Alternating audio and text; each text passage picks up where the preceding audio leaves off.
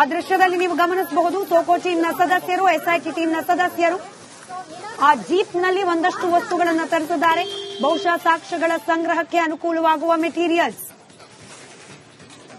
ಮತ್ತೊಂದು ಕಡೆಯಲ್ಲಿ ಈಗಲೂ ಕೂಡ ಸ್ಪಾಟ್ ನಂಬರ್ 6ರಲ್ಲಿ ನಡೆಸಲಾಗ್ತಾ ಇರತಕ್ಕಂತ ತನಿಖೆ ಉತ್ಖನನ, ಒಂದಷ್ಟು ಬಾಕ್ಸ್ಗಳು, ಒಂದಷ್ಟು ಪ್ಲಾಸ್ಟಿಕ್ನ ಚೀಲಗಳು, ಇದೆಲ್ಲವನ್ನ ಆ ಜಾಗಕ್ಕೆ ಕಳುಹಿಸಲಾಗ್ತಾ ಇದೆ. ಗುಂಡಿ ಅಗೆಯುವ ಸಂದರ್ಭದಲ್ಲಿ ಈ ಮೂಳೆ ಪತ್ತೆಯಾಗಿದೆ. ಪೊಲೀಸರ ವಾಹನದಲ್ಲಿ ಬಂದಿರುವಂತಹ ಒಂದಿಷ್ಟು ದಾಖಲೆಗಳಾಗಿರ್ಬೋದು, ಒಂದಿಷ್ಟು ಬಾಕ್ಸ್ ಗಳನ್ನ ನಾವು ನಿಮಗೆ ತೋರಿಸ್ತಾ ಇದ್ದೀವಿ. ಪೊಲೀಸರ ವಾಹನದಲ್ಲಿ KN19G0616 ವಾಹನದಲ್ಲಿ ಈಗಷ್ಟೇ ಒಂದಿಷ್ಟು ಪ್ಲಾಸ್ಟಿಕ್ ಬಾಕ್ಸ್ ಗಳು ಬಂದಿರುವಂತದ್ದು, ಅವುಗಳನ್ನ ಅಂದ್ರೆ ಅವಶೇಷಗಳನ್ನ ತೆಗೆದುಕೊಂಡು ಹೋಗೋದಕ್ಕೆ ಬಾಕ್ಸ್ ಗಳು ಬಂದಿರುವಂತದ್ದು. ಅದರ ಜೊತೆಗೆ ಉಪ್ಪನ್ನ ಕೂಡ ತಂದಿದ್ದಾರೆ. ಸೆಕ್ಯೂರ್ ಮಾಡಿದಂತ ಜಾಗದಲ್ಲಿ ಇನ್ಯಾವುದೇ ರೀತಿಯಾದಂತಹ ಮೂವ್ಮೆಂಟ್ ಆಗಬಾರದು, ಅಲ್ಲಿ ಇನ್ನು ಮತ್ತಷ್ಟು ಕೊಳೆಯಬಾರದು ಅಂತ ಅಯೋಡೈಸ್ಡ್ ಉಪ್ಪಿನ ಬ್ಯಾಗ್ ನ ನೀವು ನೋಡ್ತಾ ಇದ್ದೀರಾ. ಮತ್ತೊಂದು ಕಡೆ ಪ್ಲಾಸ್ಟಿಕ್ ಕವರ್ಗಳಾಗಿರ್ಬೋದು, ಪ್ಲಾಸ್ಟಿಕ್ ಬಾಕ್ಸ್ಗಳಾಗಿರ್ಬೋದು, ಈ ಬಾಕ್ಸ್ ಗಳನ್ನ ಇವತ್ತು ಮಧ್ಯಾಹ್ನದ ವೇಳೆಗೆ ತರಿಸಿದ್ದಾರೆ. ಅಂದ್ರೆ ಖಂಡಿತವಾಗಿ ಶವಗಳನ್ನ ಹೂತಿಟ್ಟಿರುವುದಾಗಿ ಮಾಹಿತಿಯನ್ನ ನೀಡಲಾಗಿತ್ತು. ಎಸ್ಐಟಿ ಅಧಿಕಾರಿಗಳಿಗೆ ನಿಗೂಢ ವ್ಯಕ್ತಿ ಮಾಹಿತಿಯನ್ನ ನೀಡಿದ್ದ. ಆತನ ಮಾಹಿತಿಯನ್ನ ಆಧರಿಸಿ ಮತ್ತಷ್ಟು ಆಳಕ್ಕೆ ಉತ್ಖನನವನ್ನ ಮಾಡಲಾಗ್ತಾ ಇದೆ. ಇದೇ ಜಾಗದಲ್ಲಿ 2 ಶವಗಳನ್ನ ಹೂತಿಟ್ಟಿದ್ದೆ ನಾನು ಅಂತ ಹೇಳಿ ಖುದ್ದು ಆ ನಿಗೂಢ ವ್ಯಕ್ತಿಯ ಮಾಹಿತಿಯನ್ನ ನೀಡಿದ್ದಾನೆ. ಹೀಗಾಗಿ ಮತ್ತಷ್ಟು ಆಳದಲ್ಲಿ ಆ ಜಾಗವನ್ನ ಅಗೆದು ಮತ್ತಷ್ಟು ಸಾಕ್ಷ್ಯಗಳು ಸಿಗುತ್ತಾ ಅನ್ನೋದರ ಹುಡುಕಾಟವನ್ನ ಎಸ್ಐಟಿ ತಂಡ ಮಾಡ್ತಾ ಇದೆ. ಎಸ್ಐಟಿ ತಂಡದ ಜೊತೆಯಲ್ಲೇ ಇದೀಗ SOCO team, scene of crime officers ಅಂತ ಹೇಳಿ ಅವರನ್ನ ಕರೀತಾರೆ. ಇಂಥ ಅಪರಾಧ ನಡೆದಿರುವ ಆ ಜಾಗದಲ್ಲಿ ಸಿಗುವ ಪ್ರತಿಯೊಂದು ಸೂಕ್ಷ್ಮವಾದ ಸಾಕ್ಷ್ಯಗಳನ್ನ ಸಂಗ್ರಹಿಸೋದು, ಅದನ್ನ ದಾಖಲೆ ಮಾಡಿಕೊಳ್ಳೋದು ಈ ಸೋಕೋ ಟೀಮ್ನ ಸದಸ್ಯರ ಕಾರ್ಯ. ಹೀಗಾಗಿ ಅಲ್ಲಿ ಎಸ್ಐಟಿ ಟೀಮ್ನವರ ಪಾತ್ರ ಎಷ್ಟು ಪ್ರಮುಖವಾಗಿರುತ್ತೋ, ಈ scene of crime officer SOCO team ಅವರ ಪಾತ್ರ ಕೂಡ ಬಹಳ ಮುಖ್ಯವಾದದ್ದು. ಸಿಗುವ ಪ್ರತಿಯೊಂದು ಅಂಶಗಳನ್ನ ಕೂಡ, ಅಲ್ಲಿ ಸಿಗುವ ಪ್ರತಿಯೊಂದು ಸಾಕ್ಷ್ಯಗಳನ್ನ ಕೂಡ ಅವರು ಅದನ್ನ ಡಾಕ್ಯುಮೆಂಟ್ ಮಾಡ್ತಾರೆ. ಸರಿಯಾದ ಕ್ರಮದಲ್ಲಿ ಅದನ್ನ ಶೇಖರಿಸಿ FSLಗೆ ರವಾನೆ ಮಾಡ್ತಾರೆ. ನೀವು ದೃಶ್ಯದಲ್ಲಿ ಗಮನಿಸ್ತಾ ಇದ್ರಿ, ಆಫೀಸರ್ನ ಜಾಕೆಟ್ ಮೇಲಿದೆ ಸೋಕೋ ಟೀಮ್ನ ಸದಸ್ಯರು.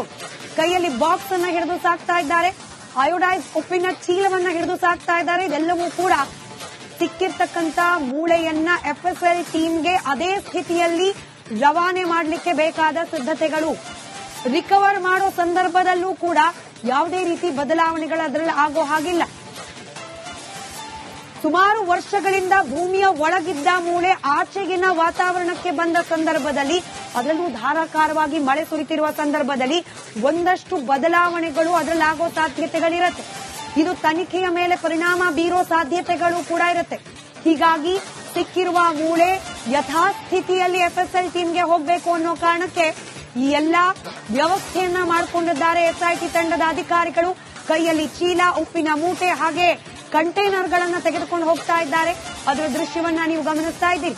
ಹಾಗೆ ಇದೇ ಜಾಗದಲ್ಲಿ 2 ಶವವನ್ನ ಹೂತಿಟ್ಟಿರೋದಾಗಿ ಮಾಹಿತಿಯನ್ನ ನೀಡಿದ್ದಾರೆ ಆ ಅನಾಮಧೇಯ ವ್ಯಕ್ತಿ. ಹೀಗಾಗಿ ಆ ಜಾಗಕ್ಕೆ ಮತ್ತಷ್ಟು ಸಲಕರಣೆಗಳೊಂದಿಗೆ ಉತ್ಖನನ ಮಾಡುವ ಪ್ರಯತ್ನವನ್ನ ಇದೀಗ ಎಸ್ಐಟಿ ಟೀಮ್ ಮಾಡ್ತಾ ಇದೆ. ರಿಪಬ್ಲಿಕ್ ಕನ್ನಡದ ಮಿನಿಟ್ ಟು ಮಿನಿಟ್ ಅಪ್ಡೇಟ್ನಲ್ಲಿ ಧರ್ಮಸ್ಥಳದಲ್ಲಿ ನಿಗೂಢ ಶವಗಳನ್ನ ಹೂತಿಟ್ಟ ಪ್ರಕರಣಕ್ಕೆ ಸಂಬಂಧಪಟ್ಟಂತೆ ಆಗ್ತಾ ಇರುವ ಈ ಮೇಜರ್ ಡೆವಲಪ್ಮೆಂಟ್ ಅನ್ನ ನೀವು ಗಮನಿಸ್ತಾ ಇದ್ದೀರಿ. ಮತ್ತಷ್ಟು ಬ್ರೇಕಿಂಗ್ ಅಪ್ಡೇಟ್. ಧರ್ಮಸ್ಥಳದ 6ನೇ ಜಾಗದಲ್ಲಿ ಮೂಳೆಗಳು ಪತ್ತೆಯಾಗಿವೆ. ಸ್ಥಳಕ್ಕೆ ಎಸ್ಐಟಿ ಮುಖ್ಯಸ್ಥ ಪ್ರಣವ್ ಮೊಹಂತಿ ಇದೀಗ ದೌಡಾಯಿಸುತ್ತಿದ್ದಾರೆ. ಧರ್ಮಸ್ಥಳದ 6ನೇ ಜಾಗದಲ್ಲಿ ಮೂಳೆಗಳು ಪತ್ತೆಯಾಗಿದೆ ಅನ್ನೋ ಮಾಹಿತಿ ಸಿಕ್ಕ ತಕ್ಷಣ ಪ್ರಣವ್ ಮೊಹಂತಿ ಅವರು ಆ ಜಾಗಕ್ಕೆ ಇದೀಗ ದೌಡಾಯಿಸುತ್ತಿದ್ದಾರೆ. ನಿನ್ನೆ ರಾತ್ರಿ ಪ್ರತ್ಯೇಕವಾಗಿ ಮೊಹಂತಿ ಅವರ ಜೊತೆಯಲ್ಲೇ ಈ ದೂರುದಾರ ಅನಾಮಧೇಯ ವ್ಯಕ್ತಿ ಮಾತುಕತೆಯನ್ನು ನಡೆಸಿದ್ದಾನೆ. ಆ ಸಂದರ್ಭದಲ್ಲೂ ಕೂಡ ಆತ ಬಹಳ ಕಾನ್ಫಿಡೆನ್ಸ್ ನಲ್ಲಿ ಉತ್ತರಿಸಿದ್ದ, ನಾಳೆ ಮೂಳೆ ಸಿಗುತ್ತೆ ಅಂತ ಹೇಳಿ. ಆತನ ಹೇಳಿಕೆಯಂತೆ ಇವತ್ತು 6ನೇ ಜಾಗದಲ್ಲಿ ಮೂಳೆಗಳು ಲಭ್ಯವಾಗಿರೋದು. ಇದೀಗ ಆ ಜಾಗದಲ್ಲಿ 2 ಶವಗಳನ್ನ ಹೂತಿಟ್ಟಿರೋದಾಗಿ ಆತ ಮಾಹಿತಿಯನ್ನ ನೀಡಿದ್ದಾನೆ.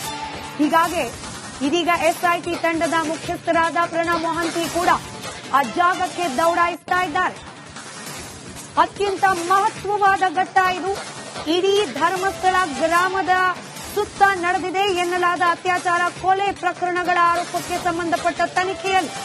ಹೀಗಾಗಿ ಈ ಕ್ಷಣದಲ್ಲಿ ಎಸ್ಐಟಿ ಟೀಮ್ನ ಮುಖ್ಯಸ್ಥರು ಅಲ್ಲಿ ಇರಬೇಕಾದ ಅನಿವಾರ್ಯತೆ ಕೂಡ ಇದೆ. ನಿನ್ನೆಯಿಂದಲೂ ಕೂಡ ಧರ್ಮಸ್ಥಳದಲ್ಲೇ ಇದ್ದಾರೆ ಮೊಹಂತಿ ಅವರು. ಮೊದಲಿಗೆ ಎಸ್ಐಟಿ ಟೀಮ್ನ ಸದಸ್ಯರ ಜೊತೆಯಲ್ಲಿ ಮೀಟಿಂಗ್, ಅದಾದ ನಂತರದಲ್ಲಿ ನಿನ್ನೆ ಖುದ್ದು ಈ ಉತ್ಖನನ ನಡೀತಾ ಇದ್ದ ಜಾಗಕ್ಕೇನೆ ಭೇಟಿ ನೀಡಿದ್ರು ಮೊಹಂತಿ ಅವರು. ಅದಾದ ನಂತರ ನಿನ್ನೆ ರಾತ್ರಿ ಈ ದೂರುದಾರ ವ್ಯಕ್ತಿಯ ಜೊತೆಯಲ್ಲಿ ಮಾತುಕತೆಯನ್ನ ನಡೆಸಿದ್ರು, ವಿಚಾರಣೆಯನ್ನ ನಡೆಸಿದ್ರು. ಅದರ ಬೆನ್ನಲ್ಲೇ ಇವತ್ತು ಮೂಳೆಗಳು ಪತ್ತೆಯಾಗಿದೆ. ಇದೀಗ ಮೂಳೆ ಪತ್ತೆಯಾದ ಜಾಗಕ್ಕೆ ಖುದ್ದು ಪ್ರಣಬ್ ಮೊಹಂತಿ ಅವರೇ ದೌಡಾಯಿಸ್ತಾ ಇದ್ದಾರೆ. ಸತತವಾಗಿ ಅದೇ ಜಾಗದಲ್ಲಿ ಮತ್ತಷ್ಟು ಸಾಕ್ಷ್ಯಗಳಿಗಾಗಿ ಹುಡುಕಾಟ ಮುಂದುವರೆದಿದೆ. ನೇತ್ರಾವತಿ ಸ್ನಾನಘಟ್ಟದ ಆ ಪ್ರದೇಶದಿಂದ ಸರಿಸುಮಾರು 200-300 ಮೀಟರ್ನಷ್ಟು ದೂರದಲ್ಲಿ ಈ ಅರಣ್ಯ ಭಾಗ ಇದೆ ಅನ್ನೋದು ಸ್ಥಳದಲ್ಲೇ ಇರುವ ನಮ್ಮ ಪ್ರತಿನಿಧಿ ಅಭಿಷೇಕ್ ನೀಡ್ತಾ ಇರುವ ಮಾಹಿತಿ. ಸ್ನಾನಘಟ್ಟದಿಂದ ಸರಿಸುಮಾರು ಅರ್ಧ ಕಿಲೋಮೀಟರ್ ಒಳಗೇನೆ ಈ ಸ್ಪಾಟ್ ನಂಬರ್ 6 ಇದೆ. ಆ ಜಾಗದಲ್ಲಿ 2 ಶವಗಳನ್ನ ಹೂತಿಟ್ಟಿರೋದಾಗಿ ಅನಾಮಧೇಯ ವ್ಯಕ್ತಿ ಮಾಹಿತಿಯನ್ನ ಹಂಚಿಕೊಂಡಿದ್ದ. ಈಗ ಮೂಳೆ ಲಭ್ಯವಾಗಿದೆ. ಮತ್ತಷ್ಟು ಸಾಕ್ಷ್ಯಗಳಿಗಾಗಿ ಹುಡುಕಾಟ ಕೂಡ ಪ್ರಾರಂಭ ಆಗಿದೆ. ಮೂಳೆಗಳನ್ನ ನಾಜೂಕಾಗಿ ಸಂಗ್ರಹಿಸ್ತಾ ಇದ್ದಾರೆ ಎಸ್ಐಟಿ ಟೀಮ್. ಎಫ್ಎಸ್ಎಲ್ ಅಧಿಕಾರಿಗಳ ಸಮಕ್ಷಮದಲ್ಲಿ ಮೂಳೆಗಳನ್ನ ಸಂಗ್ರಹಿಸಲಾಗ್ತಾ ಇದೆ. ನಾನಾಗಲೇ ಹೇಳಿದೆ, ಬಹಳ ವರ್ಷಗಳಿಂದ ಭೂಮಿಯ ಒಳಗಿರುವ ಮೂಳೆ ಆಚೆ ಬಂದ ನಂತರದಲ್ಲಿ ಒಂದಷ್ಟು ರಿಯಾಕ್ಷನ್ಗಳಾಗೋ ಸಾಧ್ಯತೆ ಇರುತ್ತೆ. ವಾತಾವರಣದಲ್ಲಿ ಇರ್ತಕ್ಕಂತಹ ಕೆಲ ಸೂಕ್ಷ್ಮ ಜೀವಿಗಳಿಂದ ಅದರ ಮೇಲೆ ಬದಲಾವಣೆಗಳಾಗೋ ಸಾಧ್ಯತೆಗಳಿರುತ್ತೆ. ಮಳೆ ಕೂಡ ಬೀಳ್ತಾ ಇದೆ. ಹೀಗಾಗೇನೆ ಮಳೆ ಕೂಡ ಬೀಳ್ತಾ ಇರೋ ಸಾಧ್ಯತೆ ಇರೋದ್ರಿಂದಾಗಿ ಅದನ್ನ ಜತನದಿಂದ ಕಾಪಾಡ್ತಿದ್ದಾರೆ. ನನ್ನ ಕಲೀಗ್ ಅಭಿಷೇಕ್ ಕೂಡ ನೇರ ಸಂಪರ್ಕದಲ್ಲಿ. Abhishek, over to you. ಏನೆಲ್ಲ ಆಗ್ತಾ ಇದೆ?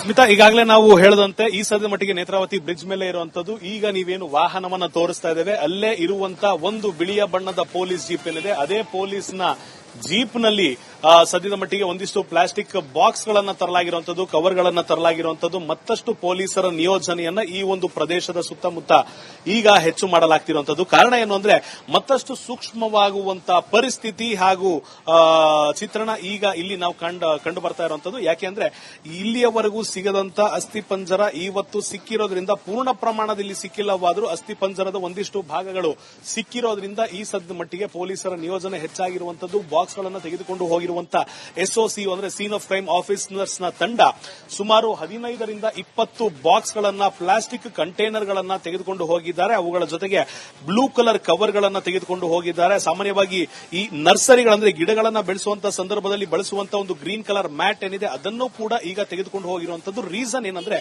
ಎಕ್ಸ್ಕವೇಟ್ ಮಾಡುವಂತ ಸಂದರ್ಭದಲ್ಲಿ ಆ ಒಂದು ಅಸ್ಥಿಪಂಜರದ ಮೇಲೆ ನೀರು ಬಿದ್ದಾಗ ಅದರ ಮೇಲೆ ಆಗುವಂತ ಪರಿಣಾಮವಿರಬಹುದು, ದುಷ್ಪರಿಣಾಮವಿರಬಹುದು, ಎರಡರನ್ನೂ ಕೂಡ ತಡೆಗಟ್ಟುವಂತ ಸಲುವಾಗಿ ಈ ಇಷ್ಟು ಪದಾರ್ಥಗಳನ್ನು ತೆಗೆದುಕೊಂಡು